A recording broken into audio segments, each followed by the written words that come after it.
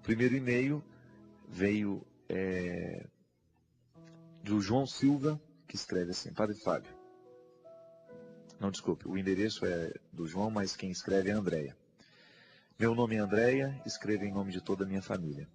Escrevo pedindo profundas orações para o meu afilhado Bruno Gomes, de 5 anos. Ele é filho do meu irmão André Gomes, que morreu em um trágico acidente em maio deste ano, enquanto trabalhava com seu táxi em uma via expressa aqui no Rio de Janeiro. Desde então, meus pais, João e Cremilda, eu, Andréia e minha cunhada Carla, estamos notando uma profunda tristeza nessa pequena criança que tinha um amor incondicional pelo seu pai. O garoto está fazendo acompanhamento psicológico, mas não está surtindo efeito, e ele detesta todas essas sessões. Pedimos com toda humildade sua orientação, já que também estamos machucados e doloridos com a partida prematura do André. Ajude-nos a lidar melhor com essa dor e a amparar este menino que é muito amado, e que foi muito esperado e que agora com certeza sofre a falta do pai querido. Muito obrigado, Andréia. Minha filha, a primeira preocupação que a gente precisa ter, quando alguém vai embora da nossa vida de maneira definitiva, eu sempre digo isso, e a psicologia nos ajuda a entender, né? Que nós precisamos organizar o luto. Organizar o luto é aquele processo que toda pessoa precisa passar e que é diferente de uma pessoa para outra. A organização no luto consiste em você recriar o mundo sem aquela pessoa agora. Consiste em a gente começar a colocar as coisas em ordem, sabendo que aquela pessoa não participa mais da nossa vida. O mundo fica diferente, o mundo fica totalmente modificado. Claro que numa criança, e os psicólogos até dizem isso, o processo pode ser até mais simples, mais fácil de ser organizado. Porque uma criança, ela vive um processo muito diferente de um adulto. Eu particularmente penso que o luto de uma criança, ele se torna mais difícil à medida que o luto dos adultos está sendo difícil também. Não significa que a gente vai fingir diante da criança, não significa que nós vamos assumir uma postura falsa diante da criança, de que ninguém está sofrendo, não. Não se trata disso. Eu acredito que os nossos filhos têm que ser educados para a verdade. Se o momento é de tristeza, vamos ser tristes. Se o momento é de alegria, vamos ser alegres. Nós precisamos saber lidar com todos os nossos sentimentos. E quanto mais liberdade a gente dá para a criança que está do nosso lado, para ela expressar o que ela verdadeiramente está sentindo, maior será a verdade nessa criança, a capacidade que ela vai ter de expressar os sentimentos que tem. Porque um dos grandes problemas que a gente enfrenta na sociedade, muitas vezes dentro da nossa casa, é a incapacidade que as pessoas têm de manifestarem o que sentem.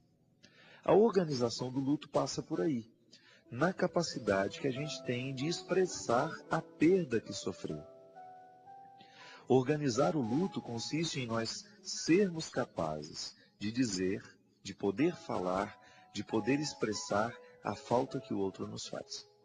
Pode ser, Andréia, que na organização do luto de vocês, do seu pai, da sua mãe, da sua cunhada, vocês estejam criando alguma trava para que essa criança manifeste o sentimento dela também. Porque não é normal, isso aí a gente sabe por experiência própria, por mais traumático que seja a partida de um pai, de uma mãe na vida de uma criança, ela tem uma facilidade maior de organizar isso, desde que o contexto em que ela está situada lhe favoreça essa organização do luto.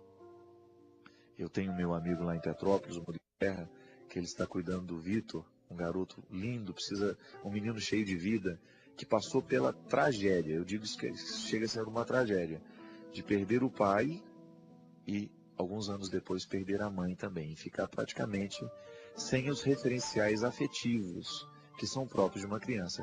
Imagina você, aos 10 anos de idade, já ter perdido pai e mãe. E hoje, é claro, o Vitor enfrenta as dificuldades que são próprias de alguém que passou por 2 momentos trágicos, mas está muito bem integrado à nova família. Murilo levou para dentro da casa dele e o assumiu como um filho. E ali o que a gente percebe? O esforço de trazer este menino para o contexto da família, de deixar ele sentir o que ele sente, de deixar ele falar o que ele quer falar. Porque o luto da criança está intimamente ligado ao luto dos adultos. Sabe por quê? Por uma razão muito simples, gente. Uma criança não tem, por mais que ela tenha o seu mundo próprio particular, ela não consegue ser o prefeito dessa cidade. Entendeu? A prefeitura da cidade interior dela, ela não exerce, ela não consegue, ela não tem maturidade para isso. Ela está o tempo todo recebendo influências dos adultos que estão do lado. Então, o comportamento dela estará diretamente ligado ao comportamento que os adultos estão tendo. Então, se de repente o clima ainda é de muito desespero, se esse desespero está sendo manifestado o tempo todo, é claro que essa criança vai ficar prejudicada e fragilizada. Agora você pode dizer, não, padre, nós não temos mais manifestações de choro, nós já estamos levando a vida normal. Então vocês precisam descobrir o que é que ficou diferente dentro da casa de vocês, depois da morte desse filho, para que essa criança ainda esteja vivendo os reflexos desta morte, dessa tragédia.